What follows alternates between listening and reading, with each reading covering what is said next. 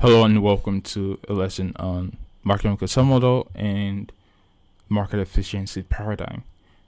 And this is lesson 2 on essentials to day trading. So now we're going to go through the market mechanical model, which really is just a inverted version of the market combine model, which we discussed on the previous video. Now with the market mechanical model, essentially you have the left side and then the right side. The left side is the buildup of liquidity. This run higher is to build in liquidity for then the hedge lower. Now, irregardless of higher time frame order flow, you can get either bullish market maker profile or a bearish market maker profile. But in a bearish order flow, the market will see a complete market maker sell model versus an incomplete market maker sell model, which is something we also talked about on the last video. In a bullish market maker order flow, we are more likely to see a market maker buy model and an incomplete market maker sell model. All right, so you need to understand these things, especially when you're using them for reversal trades. So in a daily bearish order flow, when you're trading reversal setups, you don't expect the market to run the initial consolidation that starts the distribution cycle lower. That starts the distribution cycle higher because we're in a bullish market order flow. But in a bearish market order flow, we always expect the market to run sell-side liquidity, except that initial consolidation is a high resistance liquidity run, in which case the market could defer the liquidity for a later time, which is something we talked about. We talked about deferred liquidity on the second to the last video of module 3. So that's a video. If you don't know what deferred liquidity is, that's something you probably should go watch because it really is important for your understanding of low resistance liquidity runs versus high resistance liquidity runs in price. So now what you can see here, or let's just go and look at what a market model will look like conceptually. So you can see here, we have our initial consolidation, which starts the cycle higher. And here we have the run entire time frame resistance. Now this run high could be in two phases.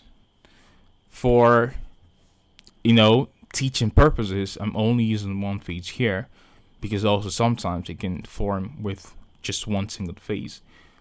But a lot of times you can get two phases of this cycle where the market makes initial consolidation, runs higher, makes one leg, then goes and makes a second leg, and then runs up into an higher time frame resistance. And there you have your smart money reversal, where you get all kinds of confirmatory setups.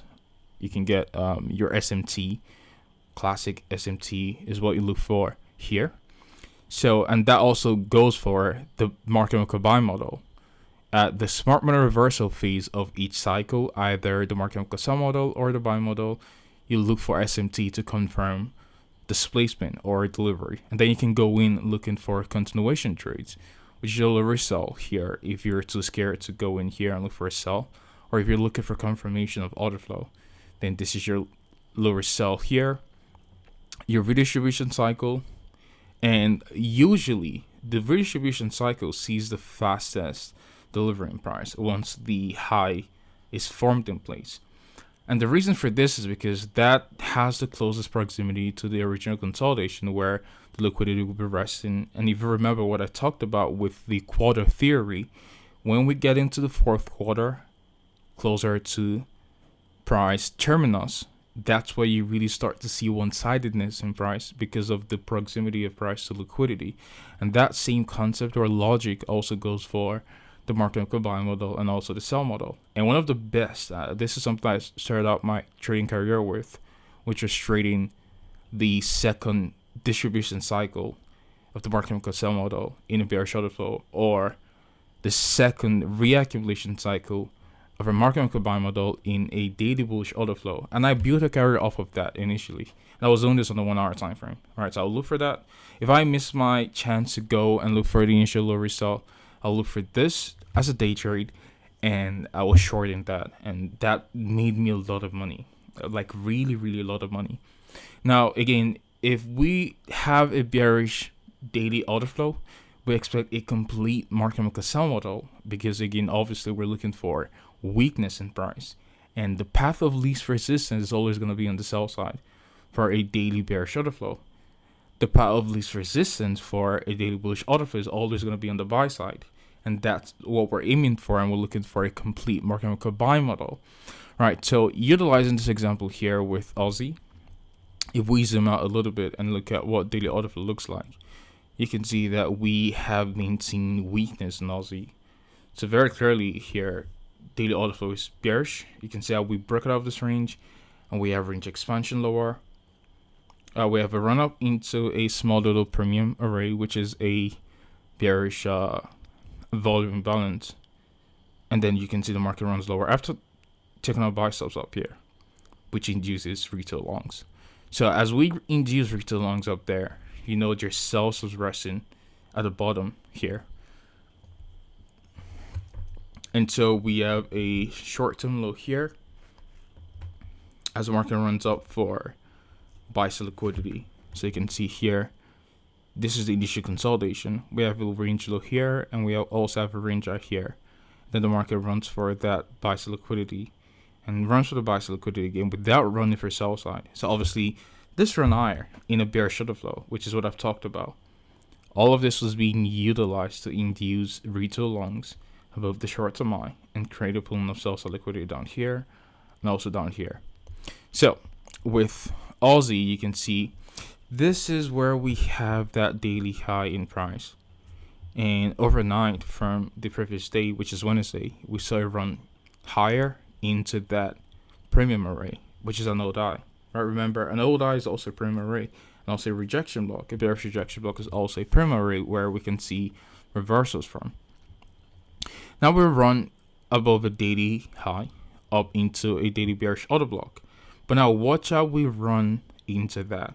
And this was the same thing I was trying to discuss with the market maker buy model, whereby in a daily bullish order flow, the retracement sometimes will form with a market maker sell model, and once you see that happen, you already know that there's a hedging program on the way in price, and that gives you future prognostication for where to look for executions from. Now we are bearish in price, right? So once we start to see a market maker buy model higher, which is what starts the entire market maker sell model, that we know that we can then look for reversals, or we can wait for reversal and then look for continuation trades lower. So you can see here, which is the previous day New York session, the market makes a short-term low there. It sees displacement of that small little consolidation. You have a little risk buy here, and then you have your displacement again, and then you have your level of reaccumulation. Sorry, this is not a low risk buy. This is initial run to support, or what you can call your first stage accumulation, and then the market runs and creates a small little retracement, and then you have your second stage run to higher time frame resistance. Again, the SMT reversal would usually form, classically will form around key high time frame level, and the key high time frame level here is that daily high. That's a key level. The market runs there, and then you can go in there looking for some kind of SMT. So let's look at New Zealand dollar, which is a closely correlated pair to Aussie. So I think we're too far back to actually see any significant data on this. So let's see if the 1 hour time frame actually shows us something valuable or tangible in price. All right, so can the 15-minute time frame show something or no? All right, let's try the 30-minute time frame, because I'm looking at this eye here. All right, so you can see once we get up into that daily high, we're looking for the market to flash us some kind of SMT in price, right? SMT divergence or something.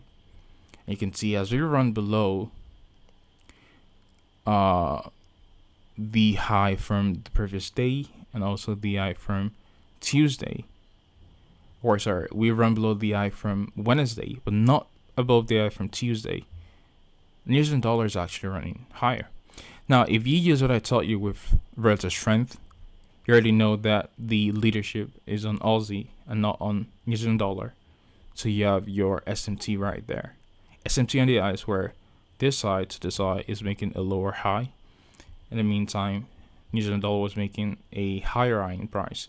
So that rally above TSSI was not being confirmed with Aussie at a higher time frame premium, which is a daily old high. Now, if you're not really confident to go in here and look for sells, you can wait for that displacement, which is what I talked about.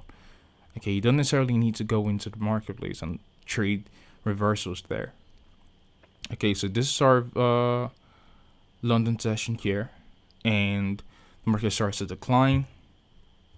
And you can go in there and look for the first stage sell or your lower short, because you've seen displacement, right, from your reversal point.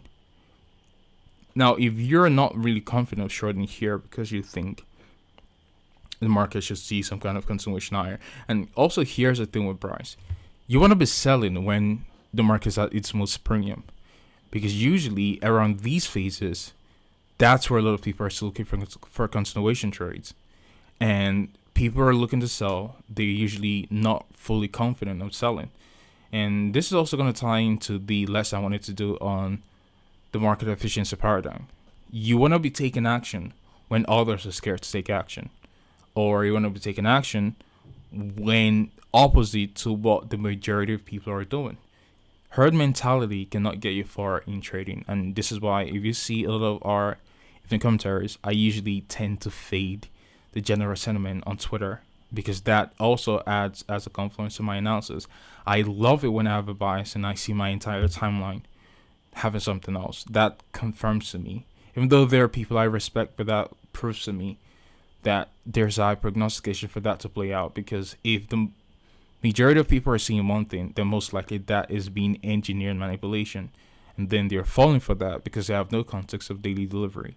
And then I can use that information, especially if prior to seeing their own sentiment or biases, already had my own confirmation in price in terms of how the market was engineering liquidity and all of that stuff. So again, this is preferably where you want to be selling. Where it's the most scary part to sell, that's when you want to be doing your trades. You want to do your trades when it's very scary to the normal trader to go in and look for executions.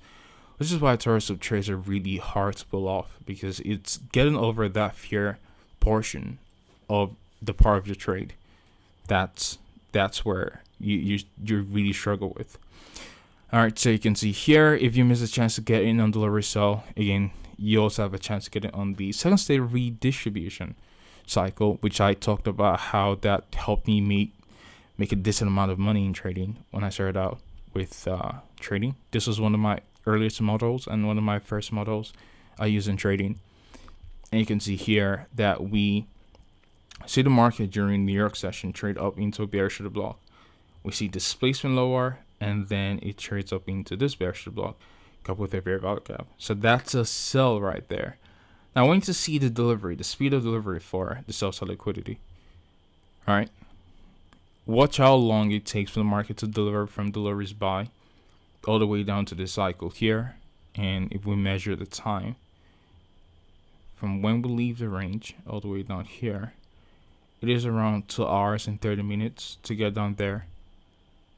But if you measure the time from when you were doing some kind of execution here to where we have the sales liquidity, it's only for the 5 minutes.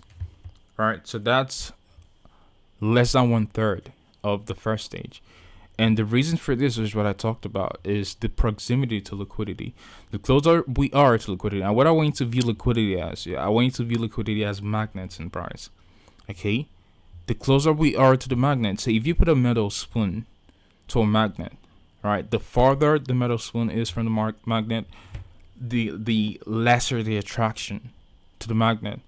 But the closer the metal spoon is to the magnet, the greater the attraction. And that's the way liquidity pools are. And that's the way the algo prices in liquidity, right? So the closer we are to a liquidity pool, the more speed the market will want to reach for to allow for a counterparty pairing up or squaring of positions. And that's why usually the second phase accumulation cycle or distribution cycle usually sees a very fast speed, because that's the closest to the initial consolidation, which in this example is this one here. So again, market maker model are really straightforward concepts. It's just building upon that commercial buy program and also commercial sell program, which I discussed in module 2. But in this case, you can apply it to all time frames. But we're day trading, so we're using this on the day trading time frame. You can also apply it to a short-term trading model, like a 1 hour time frame, which I did on the last example, and you can do some work on this. I'm still gonna do more supplementary videos, so you guys can use that to build your own understanding of price. And just by looking at this, you can also see inside this overall sell model, you have a short-term market maker buy model. You can see here you have your initial consolidation here. So I'm just gonna do all of this, and as soon as the market breaks out of consolidation, you have your little resell, and then you have your redistribution. And you can see again what I talked about with the redistribution cycle. Look at the speed of delivery. Where is it going for? It's going for the equal lows down here. So you can see we still have a smaller market maker buy model, even though we had we still have a smaller market maker sell model, even though we had a market maker buy model here. So again, this is something, and this is where I'm being very, very honest with you.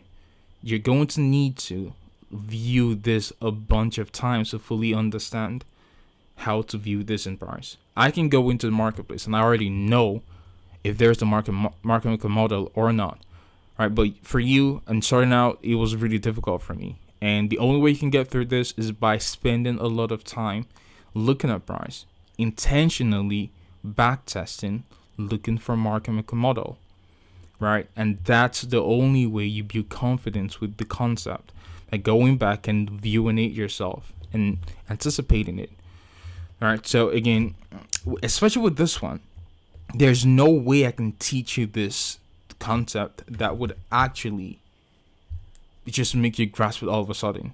It's going to have to be me just doing this every single time and show you or pointing out market maker models for it to really click. That's if you're not doing the work yourself. So you're going to have to roll up your sleeves and put in the work here and fully make an effort at least to try to understand the concept by going back in price and looking for delivery cycles where the market does so in small little bursts in price, where you see small little consolidation or pause, the market sees a little bit of a burst, and then a small little pause, and then the market sees a burst in price. And then you can use that to gauge each accumulation cycle and distribution cycle, which is all what a market maker model is. All right, it simply is just a building in of liquidity, right? So the market runs higher into a premium, and that run higher induces retail longs and then dumps against them. And that's the same thing for a market maker buy model, a complete market maker buy model where the market runs lower into a discount, building a premium or building buy-sell liquidity, and then pumps against them. So it really is just engineering liquidity to then eventually take it out, which is what you can see here. The initial consolidation is what the market ultimately reaches for. It was not going for this side here because this was a consolidation the market was reaching for, before eventually dumping against this low here, where the market pumped up and allowed retail to be induced on the buy side or on the long side, and then dumps against them, where they're gonna have their existing sell stops. All right, so that's what the market maker model essentially is. Now, with the market efficiency paradigm, and this is where you have a paradigm shift, and we're not really going to look at some chart or price action concepts. It's just really more of me having a conversation with you. And what you need to understand is that you are trading the price feeds fed by the central banks. And if you go into the market looking for things from a retail perspective, you lose money. Trading can be one of the scariest things you have to do, because for you to really be successful in trading, you have to learn how to be independent. You have to learn how to have your own sentiment in price, and you have to learn how to have your own bias in price. Okay, you cannot go in expecting your analysis to match up with everyone else's, And I'll be honest, if your analysis match up with everyone else's analysis, you're not really doing something right. Something's up. Because majority of people in trading, they don't make money. And they don't make money because they have the wrong view of the marketplace. And the market is designed to do this. This is literally what the market is designed to do. The market is designed to create herd mentality. And that herd mentality is what creates liquidity around the marketplace, which is what we call engineering of open float liquidity. I think we talked about this on module 1. All right. On the section of liquidity pools, we talked about how we have something called engineering of open float liquidity, which then is preceded with neutralizing open flow liquidity, where the market creates a liquidity pool and then goes and runs it, which is the entire concept of a market maker model, right? In this example here, this market maker buying model was all based off of the liquidity that was being engineered here. As soon as we engineer liquidity on the left side of the model, the right side of the model starts deneutralizing open flow liquidity. Again, I talked about this on the last video, where with the market maker model, there are two cycles. There's the left side and then there's the right side. The left side engineers the liquidity. The right side neutralizes liquidity, which is why we want to always see the original consolidation taken out if the model is aligning with our high time frame directional premise. All right, so what you need to understand with the market efficiency paradigm, and what I'm hoping for is that this video gives you a mindset shift in terms of how you view in price. You need to understand that the market is not based off of supply and demand. It's not because one person is buying, that's why the market is moving higher. That's a total fallacy. All right, that's what you've been sold on, that the market moves because one person is buying, so the buying pressure or the buying power is what causes the market to move, and thus you have supply and demand. That's absolutely false. The way the market is delivered is that price is fed by the central bank to all the banks. Okay, there's one entity, just one, that is the central bank. They are the ones who make the open, high, and low of the candles you're viewing in price. They control the price you're looking at. They set the price because they are the storehouse of the currency. There's no supply and demand, okay? There's no multinational that's going to come in and utilize your own volume against what the central banks are intending for price delivery. So you need to understand that money really is nothing but a perceived value. And there's nothing really tangible about money except the value we place in money. That's why it's called currency, right? If you took a naira note to spend in Japan, it's not valuable because that's not the accepted form of money. All right, if you took a yen note to go spend in, let's say, Zimbabwe, it's not really valuable because that's not the accepted form of money. You need to convert your currency to the accepted form of money. So money only has value due to the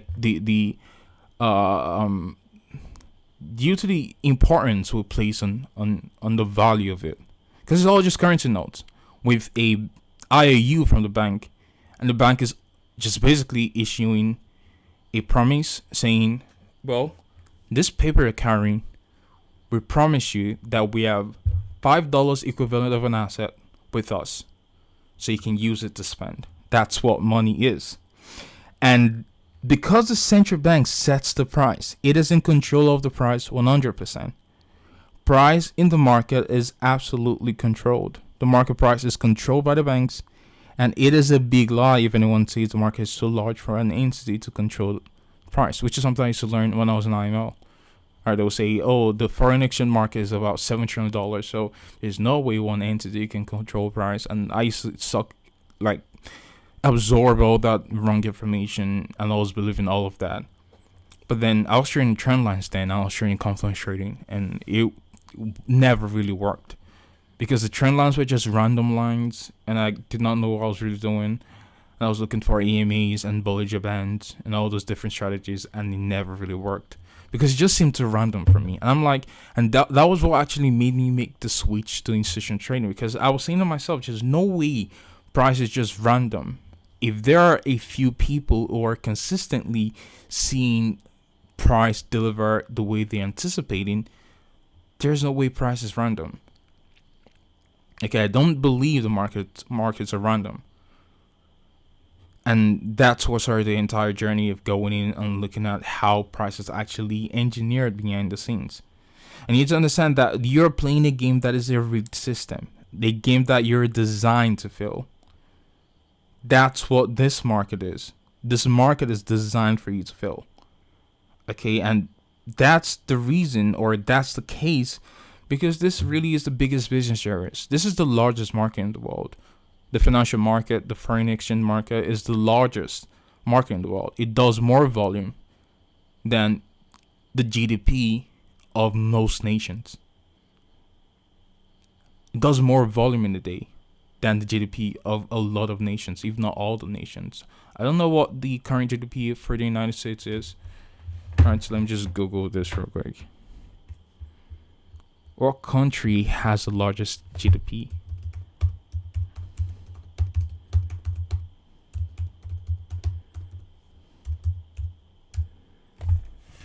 And you can see the United States has $23 trillion per year. China has $17 trillion per year, which is number 2. And then number 3 is Japan with $4.9 trillion. And the foreign exchange market does more in volume than all the nations on earth in a day, bar the USA and China. To show you how really wild this is. So when you go into the market and you're looking for a trade, you need to understand you're not the only person paying on price. You're just a small cog in the wheel, a small insignificant cog in the wheel. Okay, even if you're placing 100 lot sizes, it's not of significance on the interbank level. Maybe to your broker, maybe that might be. You might be a top client or something. But you have to remember, your broker is also being fed by a liquidity provider too, who is being fed price from an interbank level. So there are many layers of delivery or liquidity before price finally gets to your M24, where you're able to do some executions on. So don't go into the marketplace thinking it's you versus the banks. You cannot go in and arm wrestle the banks and win.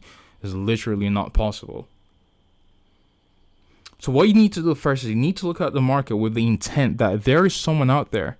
Every single time you look on the charts and you're looking at something to execute on, to place, there is someone out there to get you. It's not a boogeyman.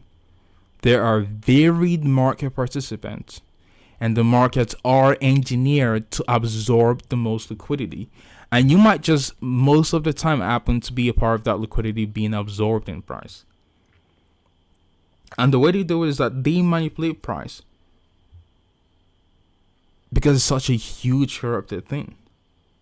And then the central banks are all in control of it.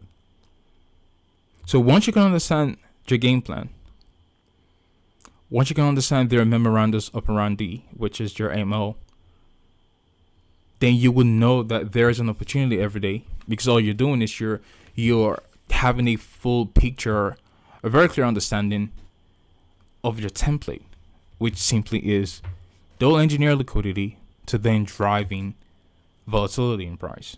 And that's all it is. Whose liquidity are they engineering? Or who are they engineering liquidity for?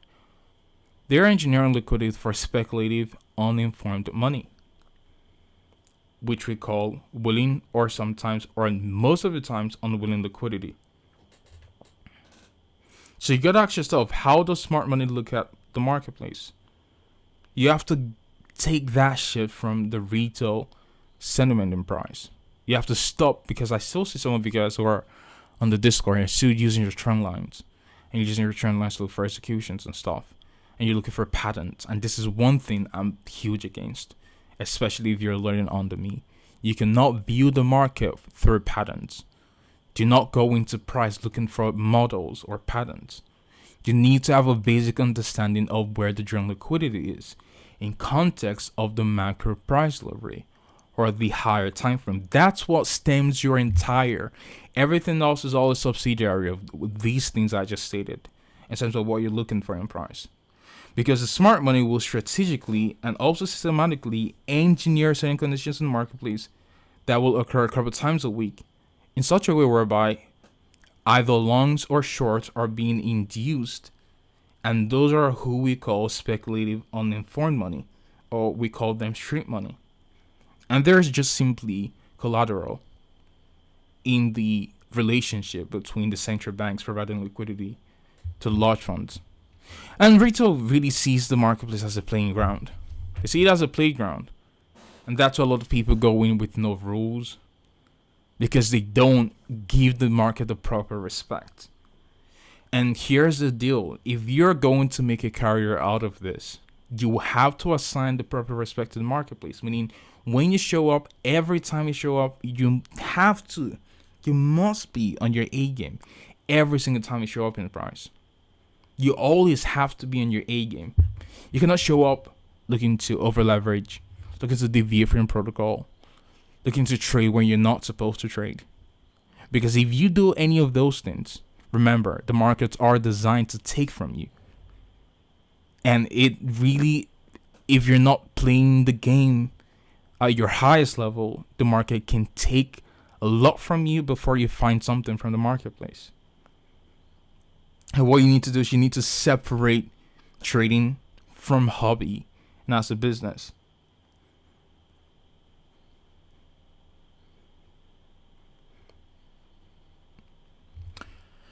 And this is the market efficiency paradigm. This simply is just a rant on how the markets are delivered. And what you need to understand is that when you're going into price, every single time you step on the charts and you're looking to do an execution, it's not a game you're playing. It's a business you're doing.